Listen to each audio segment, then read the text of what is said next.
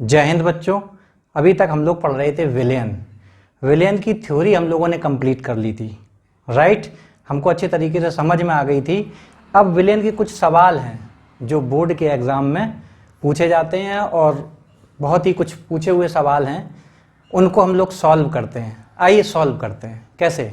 देखिए, ये पहला सवाल है आपके सामने। 9 ग्राम ग्लूकोज को 150 ग्राम जल में घोला गया है।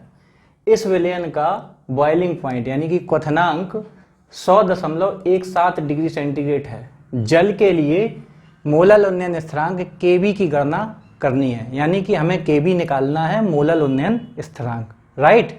तो मोलल उन्नयन स्थिरांक निकालना है तो क्या फार्मूला होता है कि जब किसी विलायक में कोई अवाष्पशील विलेय पदार्थ घोलते हैं तो उसके क्वथनांक में जो उन्नयन होता है डेल्टा टी, वो काय के समानुपाती होता है, वो उसकी मोललता के समानुपाती होता है। तो इसमें हम Kb मोलल उन्नयन स्थिरांक और मोललता यानी कि स्मॉल w इंटू 1000 बटे m इंटू कैपिटल W, ये मोललता का फार्मूला हमने रख दिया है, जहाँ W विलेय का भार है, m विलेय का अणुभार है और कैपिटल W है वो विलायक का भार है। अब हमें देखना ये कि हमें यहाँ पर क्या क्या चीज़ें दी गई हैं। तो देखिए, गिवन हमको क्या क्या दिया गया है। 9 ग्राम ग्लूकोज यानी कि स्मॉल w की वैल्यू दी है हमें 9 ग्राम, राइट। 150 ग्राम जल में घोला गया है। इसका मतलब जो कैपिटल W है यानी विलायक की जो मात्रा है वो हमें 150 ग्राम दी गई है, ठीक है।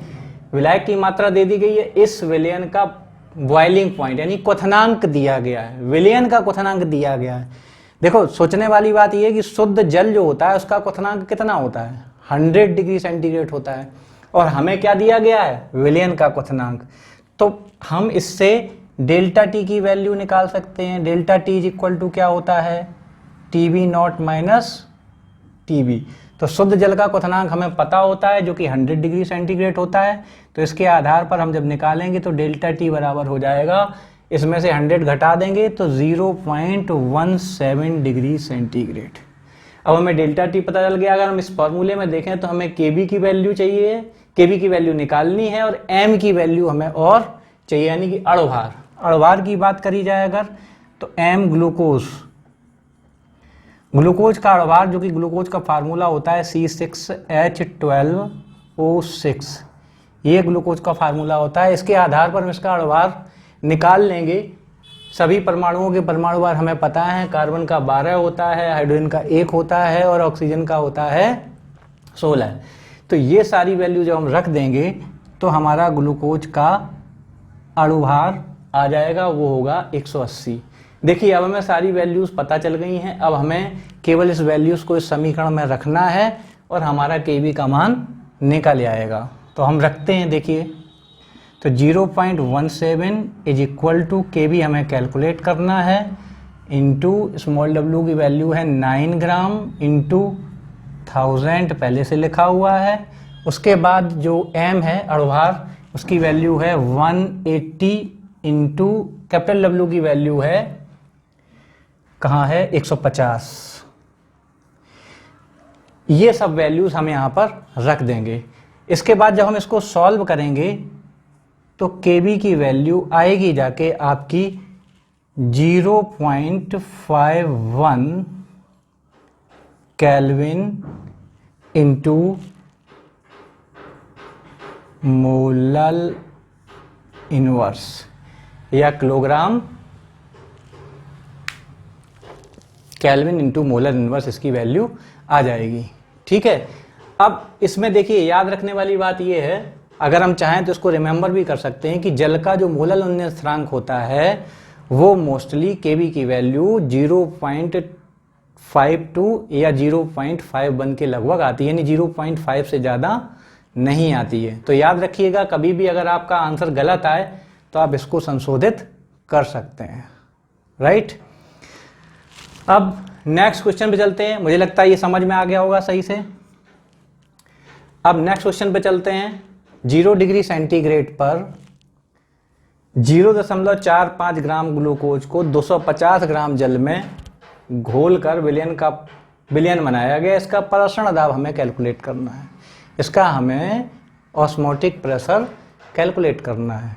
ठीक है, तो ऑस्मोटिक प्रेशर निकालने के लिए क्या करेंगे, हमें पता है कि ऑस्मोटिक प्रेशर का फॉर्मूला क्या होता है, प्रसरण दाब pi is equal to CRT, जहाँ पर C क्या होता है, मोलर कॉन्सेंट्रेशन, यानी कि जो प्रसरण दाब होता है वो हमारी मोलर सांद्रता के समानुपाती होता है।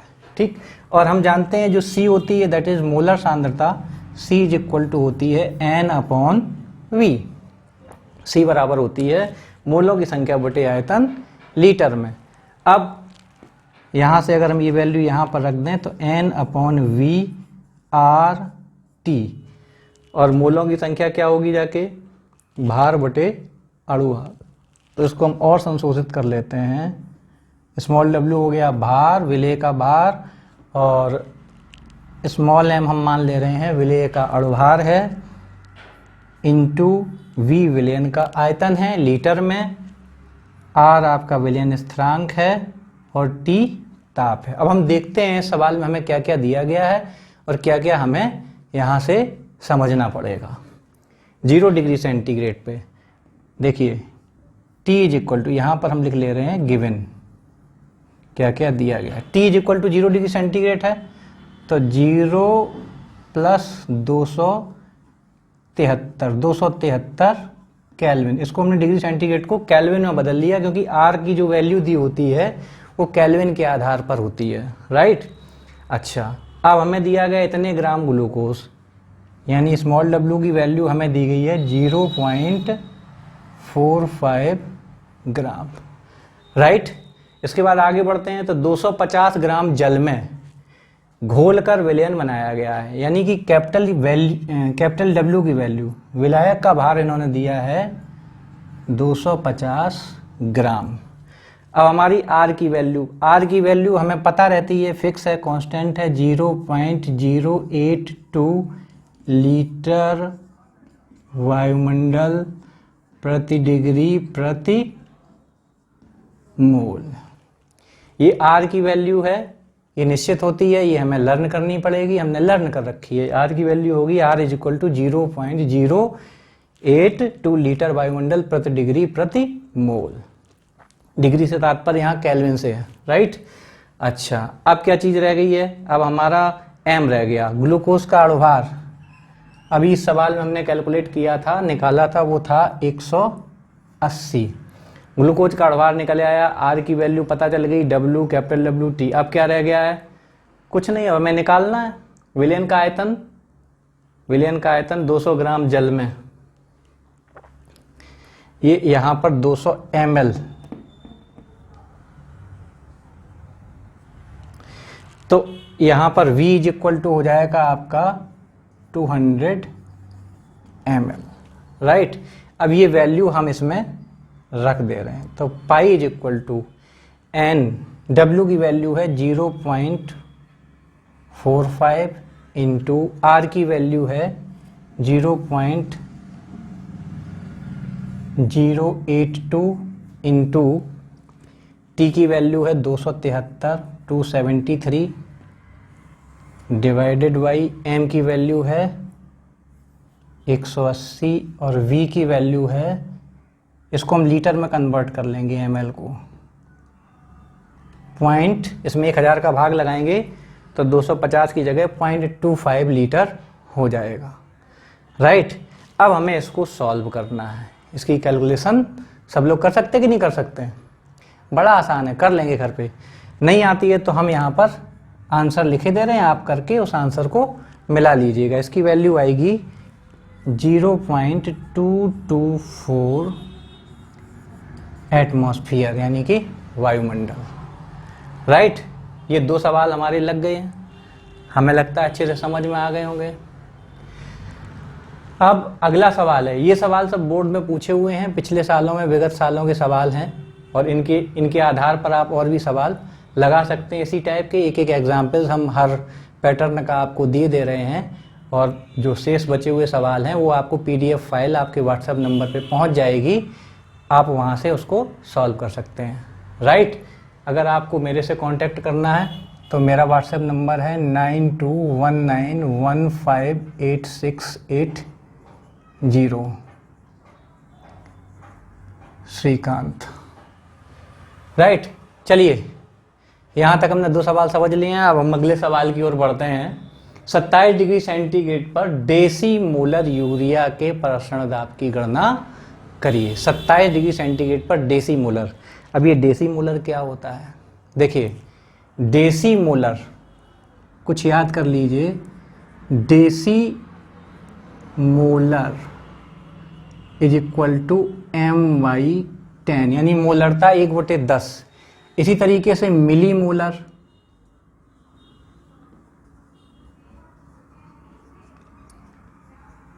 m/100 और सेंटीमोलर m/1000 होता है। तो ये मोलरता आपसे न केवल डेसीमोलर, इसी तरीके से सवाल आपसे मिलीमोलर का भी पूछा जा सकता है और इसी तरीके से सेंटीमोलर का भी पूछा जा सकता है। राइट। यहाँ तक बातें समझ में आ रही हैं? Decimolar m/10, millimolar m/100 and centimolar m/1000। इस तरीके से आपसे सवाल पूछे जा सकते हैं। राइट। तो आगे चलिएगा। 27 डिग्री सेंटीग्रेड पर डेसीमोलर यूरिया के प्रसारण दाब की गणना करनी है। तो फिर वही प्रसारण दाब का फार्मूला, प्रसारण दाब काय के समानुपाती होता है? मोलर सांद्रता के और टेम्परेचर के। तो पाई बराबर CRT। यहाँ पर पाई हमारा प्रसारण दाब है। अब हमें क्या क्या चीज़ें चाहिए और क्या क्या दिया गया है। देखिए, इन्होंने C की वैल्यू दे दी है, डेसीमोलर। डेसीमोलर का मतलब क्या हुआ कि मोलरता 1/10 है, यानी कि C इज इक्वल टू 1/10।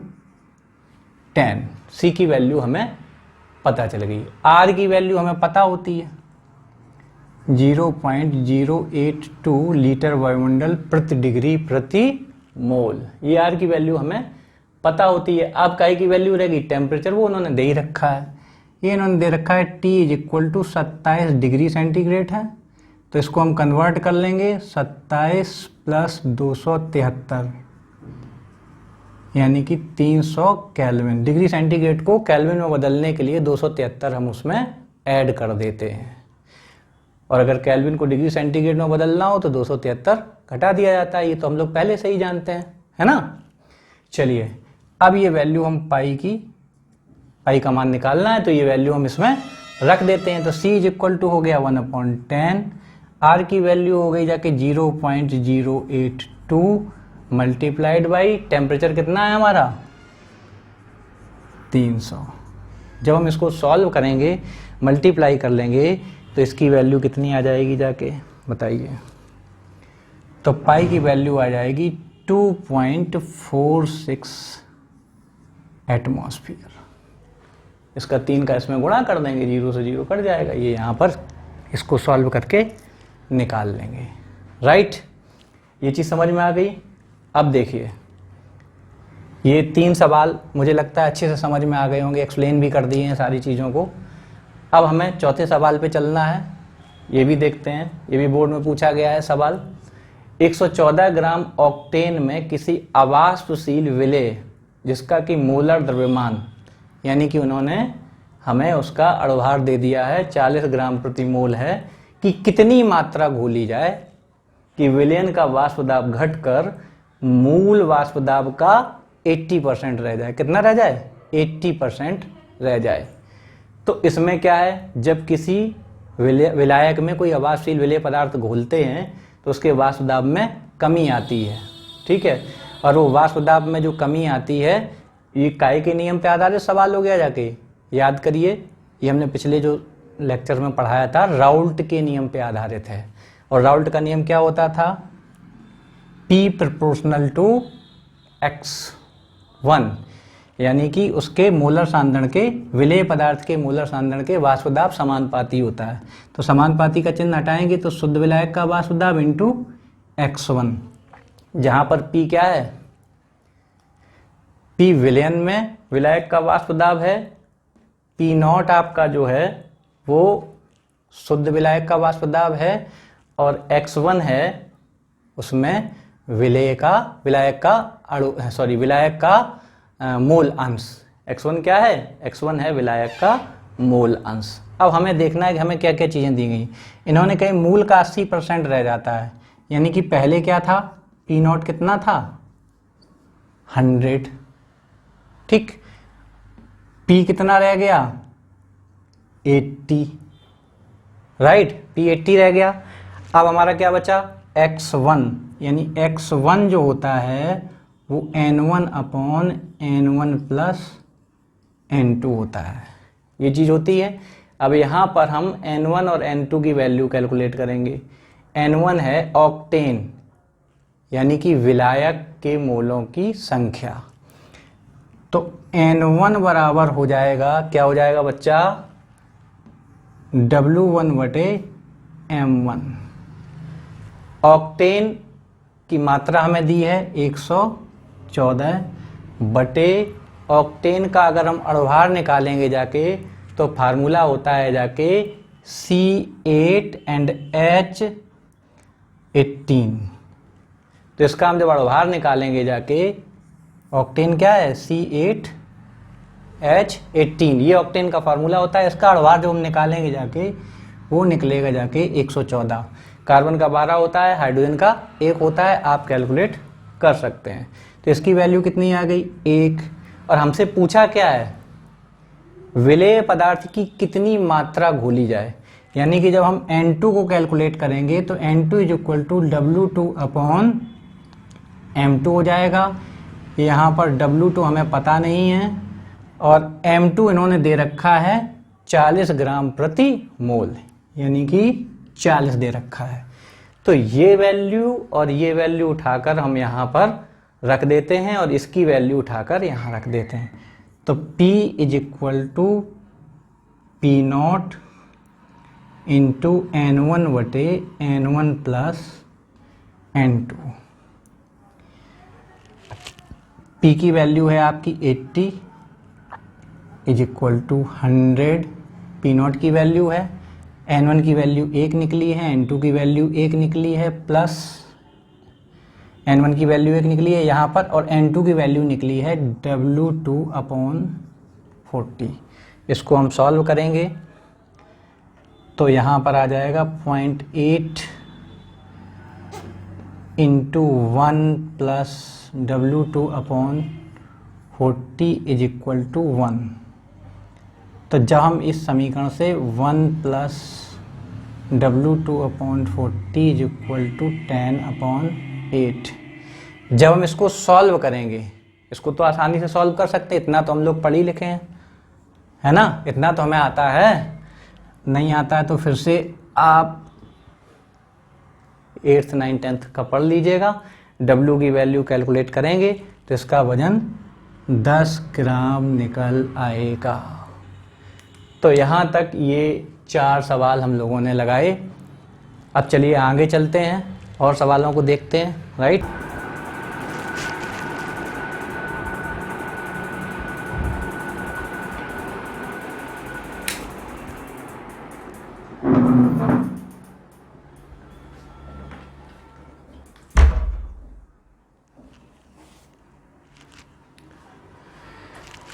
चलिए कुछ और सवाल हैं यहाँ पर, उनको भी देख लेते हैं एक नज़र से।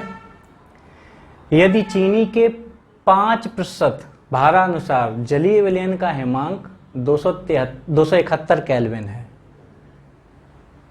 यदि शुद्ध जल का हिमांक 273.1 केल्विन है, तो ग्लूकोज के 5% विलयन का हिमांक ज्ञात करिए। तो इसमें हमें जो फॉर्मूला है हिमांक में अवनमन वाला होता है delta T is equal to KF into W2 into 1000 बटे M2 इंटू W1, यानी हिमांक में जो अवनमन होता है वो भी मोललता के क्या होता है, समानुपाती होता है। तो उसमें हम स्थिरांक का गुणा कर दे रहे हैं KF इंटू मोललता। ये केस फर्स्ट है आपका, ये केस फर्स्ट है चीनी के लिए, काहे के लिए? चीनी के लिए केस फर्स्ट है। Delta T is equal to हो जाएगा के एफ इंटू W2 इंटू 1000 बटे M2 इंटू W1। जैसा कि हम लोग जानते हैं कि W2 विलेय का भार है और W1 विलायक का भार है और M2 विलेय का अणुभार है। अब देखिए सवाल में हमें क्या क्या पता है। यदि चीनी के 5% एक्वस सॉल्यूशन का हिमांक 271 है, यदि शुद्ध जल का हिमांक 273.15, तो डेल्टा टी की वैल्यू हम इन दोनों के डिफरेंस से निकाल लेंगे। डेल्टा टी की वैल्यू 273.15 में से 271 को हम जब घटाएंगे तो ये वैल्यू आएगी हमारी 2.15 is equal to K F हमें यहाँ पर कैलकुलेट करना है इंटू W2 की वैल्यू है 5%। 5% का मतलब हुआ विलयन के 100 ग्राम में 5 ग्राम हमारी चीनी घुली हुई है। तो ये तो हो गया आपका 5 ग्राम गुणित 1000 बटे, अब चीनी का अणुभार कितना होता है? देखिए भैया, चीनी का अणुभार हम लोग याद कर लें तो बहुत बेहतर रहेगा, क्योंकि कई बार सवालों में ये हमसे पूछा जाएगा। C12H22O11 ये चीनी का सूत्र होता है और इसका अगर हम अणुभार निकालेंगे जाके तो वो निकलेगा 342। आप निकाल के देख लीजिएगा, परमाणु भार आपके सबको पता होंगे। अब रह गई हमारी W1 की वैल्यू। जब विलयन का भार कितना था? 100 ग्राम, और ये 5% है, तो विलायक का भार कितना हो जाएगा? 100 में से 5 घट जाएंगे, घटेंगे कि नहीं घटेंगे? भाई पूरे विलयन का 100 है, पूरे विलयन का 100 है और विलायक के कितने हैं? 5 ग्राम है। सॉरी, पूरे विलयन का 100 है, विलेय के 5 ग्राम है, तो विलायक के कितने बचे जाके? 100 में से 5 घटाएंगे तो ये बचे जाके आपके 95 ग्राम। अब इसको तो हम लोग सॉल्व कर ही सकते हैं। अगर हम 12 में आ गए हैं तो ये सॉल्व करना हम ये मान के चलते हैं कि जो 12 का स्टूडेंट है उसको ये सब चीज़ें सॉल्व करनी आती हैं। तो जो के एफ की वैल्यू हम यहाँ से निकालेंगे वो निकलेगी जाके 13.97 केल्विन किलोग्राम मोल इनवर्स। ये के एफ की वैल्यू निकल आई। ठीक है, अब हम फिर से इसी सूत्र को एक बार अप्लाई करेंगे। काहे के लिए? ग्लूकोज के लिए। ग्लूकोज के लिए इन्होंने पूछा है कि हिमांक में कितना अवनमन होगा, यानी कि जो हिमांक होगा ग्लूकोज जब घोलेंगे 5 ग्राम, सेम इसी तरीके से, तो वो कितना निकलेगा जाके। तो ये सेकंड केस हम लगाएंगे, इसमें जाके फिर से निकालेंगे जाके delta T is equal to K F की वैल्यू हमें पता है, निकल आई है 13.97 मल्टीप्लाइड बाई, ये भी 5% एक्वस सोल्यूशन बना रहा है। कितना बना रहा है? 5% एक्वस सोल्यूशन। ठीक है, तो 5% का मतलब हुआ ये भी विलेय की मात्रा कितनी हो जाएगी? 5 ग्राम हो जाएगी, मल्टीप्लाइड बाई 1000 बटे। अब यहाँ पर ग्लूकोज का भी हमें ग्लूकोज का भी हमें अणुभार पता होना चाहिए। क्यों पता होना चाहिए? क्योंकि हम कई बार लगा चुके, अभी पिछले सवाल में भी लगाया था। C12H22O11 होता है, तो इसका जो अणुभार होता है वो होता है 180 और मल्टीप्लाइड बाई यहाँ पर भी 5% है, तो सेम 95 यहाँ भी आ जाएगा। अब इसको भी बच्चा हम लोग क्या कर लेंगे? सॉल्व कर लेंगे। तो डेल्टा टी की वैल्यू कितनी आ जाएगी? डेल्टा टी की वैल्यू जब हम इसको कैलकुलेट करेंगे, आप सॉल्व करिएगा, तो 4.084 केल्विन में आएगी जाके। अब हिमांक में अवनमन क्या होता है? TF0 माइनस TF, यानी कि शुद्ध विलायक का हिमांक में से अगर हम विलयन का हिमांक घटा देंगे तो डेल्टा TF यानी हिमांक में अवनमन हमारा निकल आएगा, जो कि हमने पिछले थ्योरी में पढ़ा था। तो 4.084। अब शुद्ध विलायक का हिमांक इन्होंने दे रखा है 273.15 kelvin minus TF is equal to 4.084। अब इसको जो है TF को जब हम सॉल्व करेंगे यहां से, तो TF की वैल्यू 4, ये TF इधर आ जाएगा, ये 4 इधर चला जाएगा, तो ये 273 में से 4 हमारे घट जाएंगे। तो इसका आंसर आ जाएगा 269.06 केल्विन। तो इस सवाल में क्या करना पड़ेगा, हिमांक के अवनमन वाला जो फॉर्मूला है उसको हमें 2 बार लगाना पड़ेगा। पहले बार हम लगाएंगे तो चीनी के उस वैल्यूज को रख के हम KF की वैल्यू निकाल लेंगे, ठीक है। और KF की वैल्यू निकालने के बाद दोबारा फिर से लगाएंगे तो हमारी डेल्टा T की वैल्यू निकल आएगी। चूंकि शुद्ध जल का हिमांक हमें उन्होंने दे रखा है 273.15, तो वो वैल्यू हम वहां पर रख के ग्लूकोज को घोलने पर जो हिमांक में कमी होगी वो निकाल लेंगे, राइट। चलिए अगला सवाल बहुत इंपॉर्टेंट है, बहुत मजेदार है, इसमें बड़ा मजा आने वाला है। कैसे, 2 लीटर जल में 25 डिग्री सेंटीग्रेड पर K2SO4 के 25 मिलीग्राम घोलने पर विलयन का परासरण दाब K2SO4 को पूर्ण आयनित मानते हुए करिए, ठीक है। इसमें क्या है, परासरण दाब का फार्मूला क्या होता है, पाई बराबर CRT, जहां C बराबर क्या होता है, N/V होता है, ठीक है। लेकिन यहां पर क्या है, पूर्ण आयनन मानकर इन्होंने कहा है कि आपको कैलकुलेट करना 100% आयनन होता है। तो ये क्या हो गया, 1/2 नियम यहाँ पर लगेगा। क्यों, क्योंकि यहाँ पर आयनन या वियोजन होता है तो हम क्या करते हैं, इस फॉर्मूला में हमने बताया था काय का मल्टीप्लाई कर देते हैं, I का कर देते हैं। और I क्या होता है, I होता है वियोजन के बाद संख्या, विलयन में कणों की संख्या और प्रारंभ में कणों की संख्या। वियोजन के बाद जितने कण हैं उनकी संख्या और वियोजन से पूर्व। अब तुम्हारा क्या है, K2SO4 है, अपना K2SO4 है, तो K2SO4 को हम वियोजित कर दें, तो K2SO4 साइन ऑफ रिवर्सिबल पूर्ण तरीके से वियोजित हो गया है। तो K2SO 2K plus SO4 minus minus, प्रारंभ में 1 थे, फिर 0 0 हुए, यहाँ पर 1 माइनस अल्फा, तो ये बाद में कितने हो गए, जाके यहाँ पर कितने हो गए, 3। पहले कितने थे, 1, और बाद में कितने हो गए वियोजित होने के बाद, पूर्ण वियोजन हो गया, सब चला गया, 1 माइनस 1, यहाँ पर कितने आ गए, 2, और यहाँ पर कितने आ गए, 1। देखो ये 0 हो गया, और बाद में कुल अणुओं की संख्या कितनी हो गई, 3। तो यहाँ पर पाई इज इक्वल टू आई की वैल्यू कितनी हो जाएगी, देखिए यहाँ पर अगर रखें वियोजन के बाद संख्या कितनी हो जाएगी, 2 और 1 3, और वियोजन से पूर्व कितनी थी, 1। पहले तो 1 ही था K2SO4।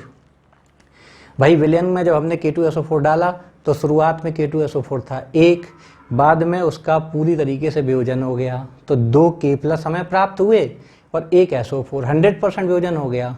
तो 2K प्लस हमें मिले हैं और 1 SO4 माइनस मिला है। तब क्या होगा, जाके SO4 माइनस 1 और K हो गए 2, दोनों को जोड़ दिया तो कुल हो गई संख्या 3, और उससे पूर्व कितने थे, 1।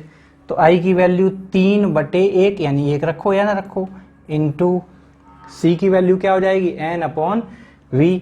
तो N को हम लिख सकते हैं W/M, W विलेय का भार और M विलेय का अणुभार है, इंटू V की वैल्यू रख देंगे इंटू R की इंटू T की।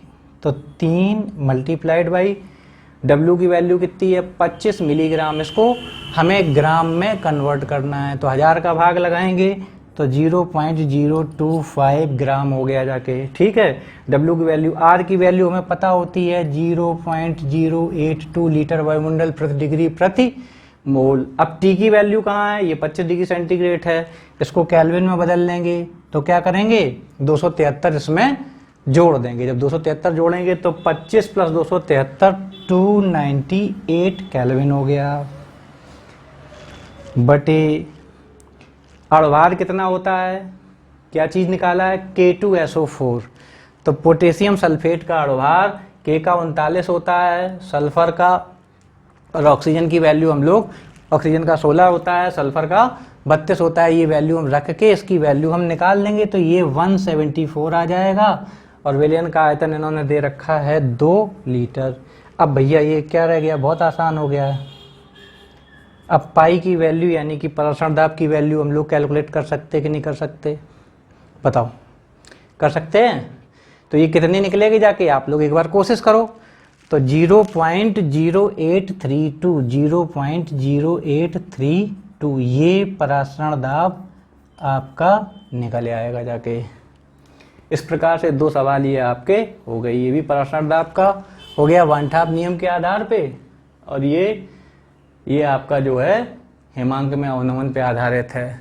इसके बाद फिर एक सवाल है, एक जलीय विलयन जिसमें 12.48 ग्राम बेरियम क्लोराइड है। कितना है, 12.48 ग्राम बेरियम क्लोराइड है, 1 किलोग्राम जल में घुला हुआ है, इतने डिग्री सेंटीग्रेड पर उबलता है। BaCl2 के वियोजन की मात्रा पूछी है। क्या पूछी है, वियोजन की मात्रा पूछी है। तो इसमें भी हमें वही लगाना पड़ेगा, चूँकि Kb दिया गया है तो वही फार्मूला क्वथनांक में उन्नयन वाला, डेल्टा T = Kb इंटू मोललता होता है। तो मोललता हो गया W विलेय का भार इंटू 1000 बटे m, ये विलेय का अणुभार हो गया, इंटू अब क्या रह गया है, विलायक का भार कैपिटल W। अब देखिए हमें क्या क्या चीज़ें पता है, लेकिन यहाँ पर क्या है, यहाँ पर फिर वही, चूँकि इसमें वियोजन की मात्रा पूछी गई है तो वन टॉप कारक I का यहाँ पर हमें गुणा करना पड़ेगा। तो ये वैल्यू हम निकालें तो देखिए ये हमें विलयन का क्वथनांक दिया गया है, यानी कि डेल्टा TB दिया गया है। TB नॉट हमें पता है, TB नॉट होता है जल कितनी डिग्री सेंटीग्रेड पर उबलता है, 100 डिग्री सेंटीग्रेड, यानी 373 पर। ठीक है, तो 100 डिग्री सेंटीग्रेड पर उबलता है। तो इसको जब हम घटाएंगे तो डेल्टा T की वैल्यू आ जाएगी आपकी 0.0832 केल्विन। I हमें कैलकुलेट यहाँ से करना है। Kb की वैल्यू इन्होंने देखिए, जल के लिए हमने बताया था कि जल के लिए मोलर उन्नयन स्थिरांक आंसर भी ज़्यादातर इतना ही निकलेगा जितना कि दिया गया है। पिछले सवाल में अभी जब हम पीछे थे तो हमने आंसर निकाला भी था, तो 0.51 आया था और हमने बताया था कि इसकी वैल्यू इतनी ही निकलेगी। तो इसको आप याद करके रख सकते हैं। तो जब भी जल का क्वथनांक उन्नयन स्थिरांक पूछा जाएगा तो आपके सवाल गलत होने की संभावना निल हो जाएगी, क्योंकि आपको पहले ही से पता है इतना आंसर आएगा तो आप कैलकुलेट कर ही लोगे। आप देखिए स्मॉल w की वैल्यू है 12.48, स्मॉल w की वैल्यू रख गई। अब 1000 का गुणा करना है, 1000 का गुणा कर दिया। उसके बाद क्या है, m बेरियम क्लोराइड का अणुभार इन्होंने दे रखा है, हमारा काम आसान हो गया। अब हमको निकालना नहीं पड़ेगा, तो ये आसान हो गया। तो ये वैल्यू हमने बेरियम क्लोराइड के ग्राम प्रति मोल ये अणुभार दिया गया है, ये हमने रख दी है। अब कैपिटल W क्या है, 1 किलोग्राम, तो इसको 1000 ग्राम, क्योंकि ऊपर हमने 1000 का गुणा कर रखा है तो ये 1000 से 1000 कैंसिल हो जाएंगे यहाँ से। अब हमें ये बताओ, क्या आप लोग I की वैल्यू कैलकुलेट कर सकते हैं कि नहीं कर सकते, बताओ, कर सकते हैं ना भाई, ये तो कैलकुलेट कर ही लेंगे। तो जो I की वैल्यू निकल के आएगी आप लोग कैलकुलेट करके देखिएगा, 2.67, ये वियोजन स्थिरांक, वन टॉप फैक्टर की वैल्यू ये निकल आएगी। अब हमें क्या निकालनी है, हमें निकालनी है भैया वियोजन की मात्रा, वियोजन कितने % हुआ है बेरियम क्लोराइड का। तो देखिए समीकरण हमें पता ही है, BaCl2 का वियोजन इस तरीके से होता है, Ba+++2Cl-, इस तरीके से BaCl2 का वियोजन हुआ, राइट। अब Ba के प्रारंभ में मान लीजिए हमने 1 मोल ले लिए, जब इसका वियोजन हुआ नहीं था तब ये 0 था, शुरुआत में वियोजन हुआ ही नहीं, हमने डाला ही जब t = 0, समय क्या है 0, जब इंस्टेंट डाला है अभी तब तो वियोजन हुआ नहीं है, और जब वियोजन हुआ नहीं है तो Ba+ और Cl- कैसे होंगे, 0 होंगे, राइट।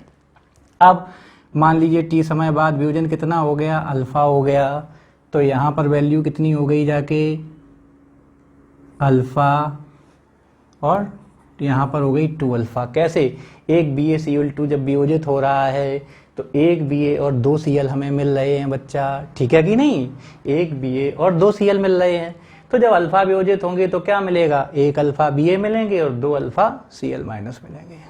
अब I की वैल्यू के लिए जो फार्मूला होता है, जो 1/2 ने दिया है, वो क्या है, उन्होंने कहा है वियोजन के बाद अणुओं की संख्या विलयन में कितने अणु हो गए जाके, तो ये सब आप जोड़ दीजिए, वियोजन के बाद ये सारे अणु हो गए, इन सबको आपने क्या करना है, जोड़ना है।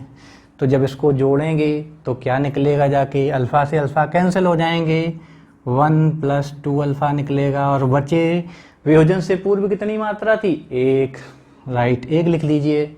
हमें काई की वैल्यू निकालनी है, इस अल्फा की वैल्यू निकालनी है जो कि वियोजन की मात्रा है, हमें इस अल्फा की वैल्यू निकालनी है जो वियोजन की मात्रा है। तो क्या हो जाएगा, अल्फा = I - 1/2, तो I बराबर कितना हो गया जाके, I की वैल्यू हमने यहाँ पर ये निकाल रखी है, 2.67 - 1/2। तो जब इसको हम डिवाइड करके सॉल्व करके निकालेंगे तो 1.67 आ जाएगा, 1.67 आ गया, /2। अब 2 से डिवाइड करना है, 2 से डिवाइड कर सकते हैं, 0.835 आ जाएगा, 0.835। अब डिवाइड करिएगा, आप लोग कर लोगे, हमने डायरेक्ट लिख दिया है, राइट। अब क्या होगा जाके, ये वियोजन की मात्रा इतनी निकली। अगर परसेंटेज में, अब हमें क्या निकालनी है, वियोजन की प्रतिशत मात्रा, प्रतिशत वियोजन। तो भैया हमने कितने मोल लिए थे यहाँ पर, कहाँ गया BaCl2, ये 1 मोल लिए था। परसेंटेज में होगा तो हम कितने मोल लेंगे, 100 मोल लेंगे। तो जो 100 मोल लेंगे तो क्या करेंगे, 100 का यहाँ पर मल्टीप्लाई हो जाएगा, तो परसेंटेज वियोजन कितना हो जाएगा जाके, 100 का उसमें गुणा कर देंगे, 83.5% बेरियम क्लोराइड के वियोजन की मात्रा आ जाएगी।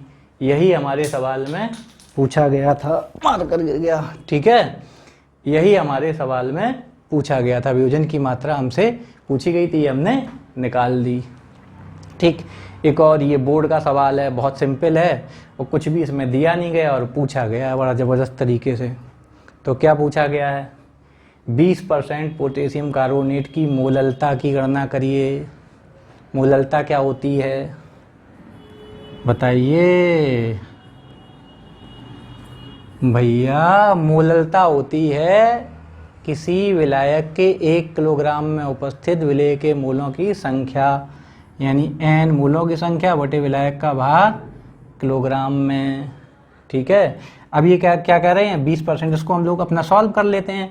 विलेय मोलों की संख्या भार बटे w बटे अणुभार m, इसको हम 2 डाल ले रहे हैं, W2 है विलेय का भार और M2 है विलेय का अणुभार, मल्टीप्लाइड बाई 1000, नीचे विलायक का भार है कैपिटल W। अब हमें इन्होंने कुछ दिया ही नहीं है, सिर्फ ये कह दिया है 20% K2CO3 की मोललता निकालो, तो हम चक्कर आ रहे हैं, हम कैसे निकालेंगे, समझ में नहीं आ रहा।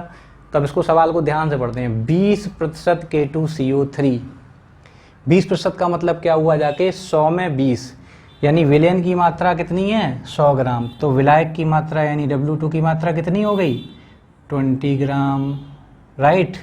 अब जब विलयन आपका 100 ग्राम है और विलेय उसमें 20 ग्राम हो गया, तो विलायक यानी कैपिटल W की मात्रा कितनी हो गई जाके, 100 - 20, तो ये आपकी हो गई जाके 80 ग्राम। समझ में आया, ये चीज़ क्लियर है यहाँ तक, है ना। चलिए अब क्या रह गया, अणुभार M2। M2 हमें काय का निकालना है, K2CO3 का, तो K का होता है 39 परमाणु भार, हमने रट्टा लगा रखा है, K का 39 हमने रट रखा है, 39 × 2 प्लस C का कार्बन का 12 होता है, ये भी हमें याद है, ऑक्सीजन का 16 होता है, मल्टीप्लाइड बाई 3, ये हमने इस सूत्र में इसके परमाणुओं के परमाणु भार रखकर ये अणुभार हमने निकालना है। तो ये अणुभार निकलेगा जाके आपका 138, आप कैलकुलेट करिए। करके देखिए, ना निकलेगा तो हमसे बात करिए। अब मोललता निकालनी है, स्मॉल m बराबर सारी वैल्यूज़ को रख दीजिएगा, 20 into 1000 divided by m2 138 into ये 80 है, कितना है 80 है। इसके आगे हम नहीं बताएंगे, ये आप सॉल्व कर लेंगे। आंसर बताए दे रहे हैं 1.8 मोल प्रति किलोग्राम। तो यहाँ तक हमने कुछ सवालों को लगाया और मुझे लगता है कि आप लोगों को समझ में आए होंगे, राइट। अब अगला चैप्टर हम लोग पढ़ेंगे, इसके साथ न्यूमेरिकल्स की सीट हमने आपको व्हाट्सएप नंबर पे भेज दी है, आप उसको सॉल्व करिए। अगर नहीं आते हैं सवाल तो आप इस व्हाट्सएप नंबर पे कॉल करके हमसे पूछ सकते हैं। सिमिलर न्यूमेरिकल्स हैं, ये हमने आपको दे दिए हैं, और कुछ न्यूमेरिकल्स जो थे जो हमने आपको बीच बीच में जब हमने विलियन चैप्टर पढ़ाया था तब लगवाए थे, ठीक है। तो अब हम लोग नेक्स्ट जो लेक्चर होगा नया चैप्टर स्टार्ट करते हैं और उसको पढ़ेंगे, उसका नाम है इलेक्ट्रोकेमिस्ट्री। तो अगले सेशन में अगले लेक्चर में हम लोग इलेक्ट्रोकेमिस्ट्री पढ़ेंगे और बहुत मज़ेदार चैप्टर है, बहुत मज़ा उसमें आने वाला है। So thank you very much and जय हिंद।